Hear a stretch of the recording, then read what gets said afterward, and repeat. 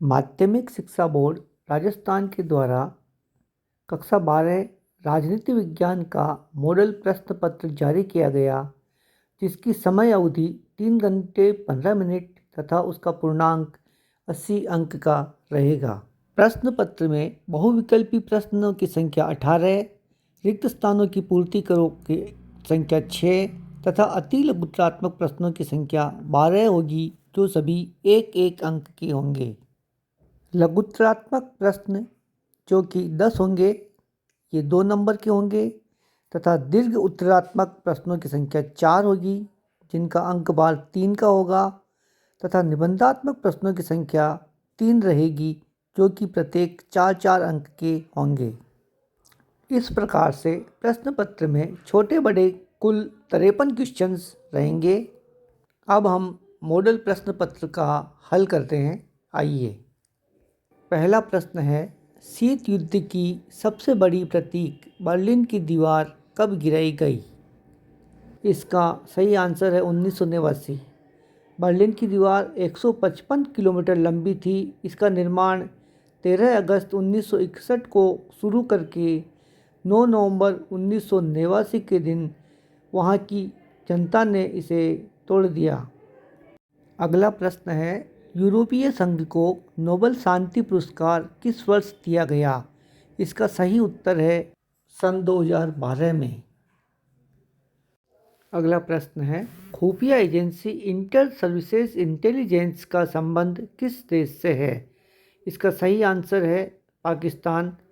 ISI के नाम से विख्यात यह संगठन पाकिस्तान का है। क्वेश्चन नंबर 4, 11 सितंबर 2001 को अमेरिका में हुए आतंकी हमले किस संगठन के द्वारा किए गए? इसका सही आंसर है al Qaeda. Al Qaeda Osama bin Laden का एक संगठन था, जिसके द्वारा यह हमले किए गए थे। अगला प्रश्न है, बर्गर अथवा नीली जींस की लोकप्रियता का नज़दीकी संबंध किस देश की जीवन शैली से है? सही उत्तर है अमेरिका। अगला प्रश्न है, भारत में वैश्वीकरण के प्रतिरोध में किसकी भूमिका रही है? इसके ऑप्शंस हैं इंडियन सोशल फॉर्म, वामपंथी, औद्योगिक श्रमिक। ये तीनों ने भूमिका अदा की थी, इसलिए आंसर होगा उपयुक्त सभी। अगला क्वेश्चन है, 1948 में सार्वभौम वयस्क मताधिकार के सिद्धांत के आधार पर भारत का वह पहला भाग या राज्य कौन सा है जहां पर चुनाव करवाए गए थे? इसका आंसर रहेगा मणिपुर। अगला क्वेश्चन है, निम्न में से द्वितीय पंचवर्षीय योजना से जुड़े अर्थशास्त्री कौन थे? इसका आंसर है PC महालनोबिस। अगला क्वेश्चन, प्रथम पंचवर्षीय योजना जिसका कार्यकाल 1951 से 1956 तक रहा, में किस क्षेत्र के विकास को प्रमुखता प्रदान की गई थी? सबसे पहले पंचवर्षीय योजना में कृषि को प्रमुखता दी गई, अतः इसका आंसर रहेगा कृषि। प्रश्न नंबर 10, दूसरे विश्व युद्ध के दौरान इंडियन नेशनल आर्मी INA यानी कि आज़ाद हिंद फौज का गठन किसने किया? इसका उत्तर है सुभाष चंद्र बोस। इन्होंने ही आज़ाद हिंद फौज या INA की स्थापना या गठन किया था। अगला प्रश्न है, 1956 में स्वेज नहर के मामले को लेकर मिस्र पर किसने आक्रमण किया? तो देखिए, इसका आंसर है पहले इजराइल ने हमला किया, उसके बाद में ब्रिटेन और फ्रांस ने भी इसके ऊपर अटैक किया था। नंबर 12, 25 जून 1975 को आपातकाल की घोषणा कौन से राष्ट्रपति के द्वारा की गई थी? इसका आंसर है फखरुद्दीन अली अहमद, जो कि इंदिरा गांधी सरकार के समय में की गई थी। अगला क्वेश्चन है, आपातकाल की पृष्ठभूमि में 1975 में जनता के संसद मार्च का नेतृत्व किसने किया? इसका आंसर है वह जयप्रकाश नारायण ने किया था। अगला क्वेश्चन है, दिसंबर 1961 से पूर्व तक संघ शासित प्रदेश गोवा में किस देश का शासन रहा था? इसका आंसर है पुर्तगाल। प्रश्न नंबर 15, आया राम गया राम राजनीतिक जुमले में उल्लेखित विधायक गयालाल का संबंध कौन से राज्य से था? इसका आंसर है हरियाणा। अगला प्रश्न है, संघ सरकार और आसू ऑल असम स्टूडेंट यूनियन के नेताओं के बीच में असम समझौता कौन से वर्ष हुआ? इसका आंसर है 1985, जो कि तत्कालीन प्रधानमंत्री राजीव गांधी की उपस्थिति में हुआ था। अगला क्वेश्चन है, मार्च 1998 में भाजपा नित्य राज्य गठबंधन की सरकार का नेतृत्व किसने किया? इसका सही आंसर है अटल बिहारी वाजपेयी। 18वां प्रश्न है, 1990 में मंडल कमीशन के द्वारा अन्य पिछड़ा वर्ग हेतु सरकारी नौकरियों में कितने प्रतिशत आरक्षण की सिफारिश की गई थी? इसका सही आंसर है 27% आरक्षण की घोषणा की गई थी। अगले प्रश्न fill in the blanks type के हैं। पहला क्वेश्चन, दिसंबर 1991 में किसके नेतृत्व में सोवियत संघ के 3 गणराज्यों ने सोवियत संघ की समाप्ति की घोषणा की थी? इसका आंसर है येल्तसिन। ये जो 3 गणराज्य थे ये थे रूस, यूक्रेन और बेलारूस। अगला क्वेश्चन है, 1998 में पाकिस्तान ने कौन सी पहाड़ी पर परमाणु परीक्षण किए थे? इसका आंसर है चागी पहाड़ी, जो कि बलूचिस्तान क्षेत्र के अंदर है। अगला क्वेश्चन है, संयुक्त राष्ट्र संघ के 9वें महासचिव कौन थे? ये जॉर्जिया की बान की मून थे। अगला क्वेश्चन है, वर्ल्ड सोशल फोरम की पहली बैठक 2001 में कौन से देश में हुई थी? इसका आंसर है ब्राज़ील। ब्राज़ील देश में पहली बैठक हुई थी। अगला क्वेश्चन है, केरल के विकास और नियोजन के लिए जो रास्ता चुना गया उसे कौन सा मॉडल कहा जाता है? उसको केरल मॉडल के नाम से जानते हैं। 1974 में रेलवे कर्मचारियों की राष्ट्रव्यापी हड़ताल किसके नेतृत्व में हुई थी? इसका आंसर है जॉर्ज फर्नांडिस। जॉर्ज फर्नांडिस ने 1974 में रेलवे कर्मचारियों की हड़ताल का नेतृत्व किया था।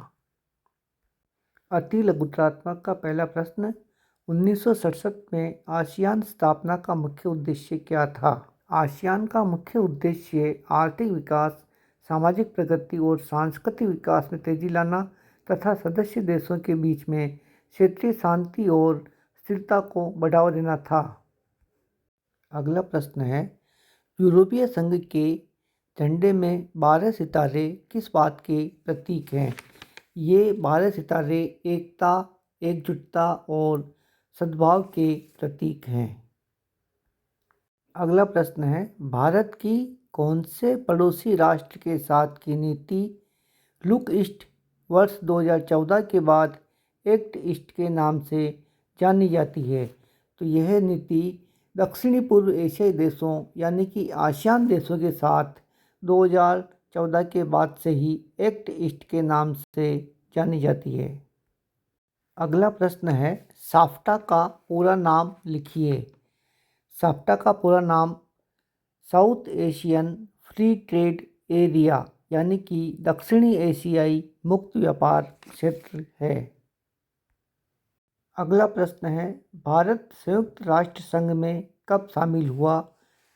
भारत 30 अक्टूबर 1945 को संयुक्त राष्ट्र संघ में शामिल हुआ।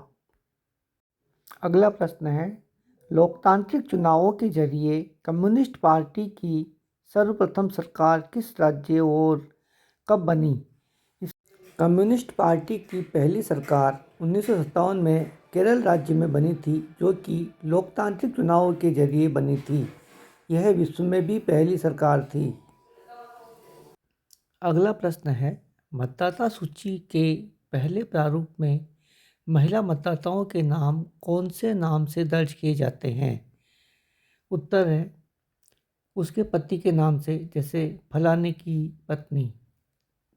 भारत सरकार ने योजना आयोग के स्थान पर नई संस्था कौन सी और कब बनाई? इसका आंसर है भारत सरकार ने योजना आयोग के स्थान पर नीति आयोग का गठन किया, जो कि 1 जनवरी 2015 को किया गया था। अगला क्वेश्चन है, 1944 में उद्योगपतियों द्वारा नियोजित अर्थव्यवस्था चलाने के संयुक्त प्रस्ताव को किस नाम से जाना जाता है? इसका आंसर है बॉम्बे प्लान के नाम से जाना जाता है। अगला क्वेश्चन है, जम्मू एवं कश्मीर की प्रथम महिला मुख्यमंत्री कौन है? जम्मू कश्मीर की प्रथम महिला मुख्यमंत्री महबूबा मुफ्ती है। अगला क्वेश्चन है, तलाक से जुड़े अधिकारों के लिए मुस्लिम महिला अधिनियम कब पारित किया गया? आंसर, मुस्लिम महिला अधिनियम 1986। अगला क्वेश्चन है, 1989 के आम चुनाव में सबसे बड़ी पार्टी होने के बावजूद विपक्ष में बैठने वाली पार्टी कौन सी थी? इसका आंसर है भारतीय राष्ट्रीय कांग्रेस, इंदिरा। अब लघुत्रात्मक प्रश्न जो कि 2 नंबर के हैं। पहला प्रश्न, इतिहास की सबसे बड़ी गैराज सेल किसे और क्यों कहा गया है? इसका आंसर है, इतिहास की सबसे बड़ी गैराज सेल शॉक थेरेपी को कहा गया है, क्योंकि सोवियत संघ के विघटन के बाद वहाँ की सरकारी संपत्तियों और उद्योगों को बिना सही मूल्यांकन के कम दामों पर निजी हाथों में बेच दिया गया था। ठीक वैसे ही जैसे किसी गैराज सेल में पुराना सामान सस्ते में बिक जाता है। अगला प्रश्न है, ग्लोबल वार्मिंग से विश्व पर क्या प्रभाव पड़ रहा है? कोई 2 उदाहरण भी दीजिए। ग्लोबल वार्मिंग से विश्व के अंदर मौसम में बदलाव आ रहे हैं, भीषण सूखा और बाढ़ आ रहे हैं, ग्लेशियर पिघल रहे हैं। इससे कृषि, स्वास्थ्य और पारिस्थितिकी तंत्र पर नकारात्मक प्रभाव पड़ रहा है। इससे बीमारियां बढ़ रही है। फॉर एग्जाम्पल, ध्रुवीय बर्फ का तेजी से पिघलना और सूखे और भीषण तूफानों व बाढ़ जैसी घटनाओं में वृद्धि होना। अगला प्रश्न है, भारत भूटान संबंधों पर टिप्पणी लिखिए। भारत और भूटान के संबंध विगत 50 वर्षों से स्थापित मधुर है तथा भारत एवं भूटान के बीच राजनयिक संबंध वर्ष 1968 में स्थापित हुए थे। भारत भूटान संबंधों का मूल ढांचा दोनों देशों के बीच वर्ष 1949 में हस्ताक्षरित एवं मित्रता एवं सहयोग संधि के रूप में है। अगला प्रश्न, वैश्विक संपदा या मानवता की साझी विरासत क्या है? उदाहरण भी दीजिए। वैश्विक संपदा या मानवता की साझी विरासत उन प्राकृतिक और सांस्कृतिक संसाधनों को कहते हैं जो किसी एक देश की सीमा में नहीं आते हैं, बल्कि पूरी मानवता के लिए महत्वपूर्ण होते हैं, जैसे पृथ्वी, वायुमंडल, समुद्र, अंतरिक्ष, ताजमहल, हिमालय पर्वत इत्यादि।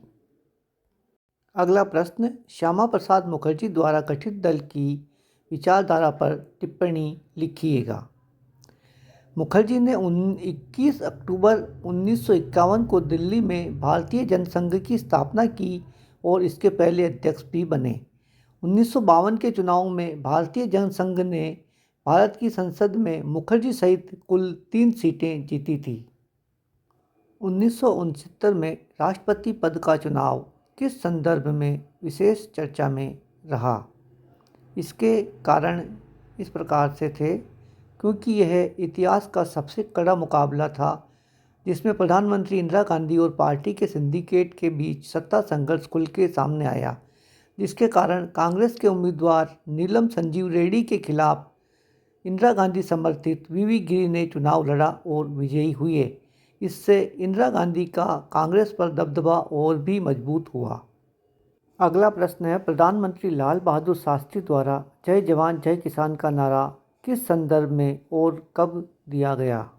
इसका आंसर है, प्रधानमंत्री लाल बहादुर शास्त्री ने 1965 के भारत पाकिस्तान युद्ध और देश के खाद्यान्न संकट के दौरान जय जवान जय किसान का नारा दिया था, जिसका उद्देश्य सैनिकों और किसानों का मनोबल बढ़ाना और देश को खाद्य सुरक्षा में आत्मनिर्भर बनाना था। 1974 में बिहार के छात्रों ने आंदोलन क्यों किया? संक्षेप में लिखिए। 1974 में बिहार के छात्रों ने मुख्य रूप से भ्रष्टाचार, बेरोजगारी, महंगाई, शिक्षा में गिरावट और राज्य में कुशासन के खिलाफ आंदोलन किया, जिसे बाद में जयप्रकाश नारायण ने संपूर्ण क्रांति का नाम दिया और यह आंदोलन बिहार सरकार से लेकर केंद्र की इंदिरा गांधी सरकार तक के खिलाफ हो गया। अगला प्रश्न है, 1986 में राजीव लाल डेंगा समझौते के कोई दो शर्तें संक्षेप में लिखिए। यह राजीव लाल डेंगा समझौता 1986 में हुआ था, जिसे भारत श्रीलंका समझौता भी मानते हैं। इसकी शर्तें इस प्रकार है।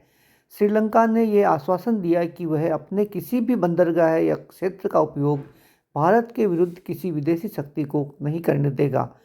दूसरी शर्त थी, भारत ने तमिल समस्या के समाधान में सहयोग करने तथा शांति स्थापना के लिए सहमति व्यक्त की। अगला प्रश्न है, भारतीय राजनीति में गठबंधन का दौर कब से और किन कारणों से चलन में आया है? इसका आंसर है 1967 के आम चुनावों के बाद से गठबंधन राजनीति का आरंभ माना जाता है। 1989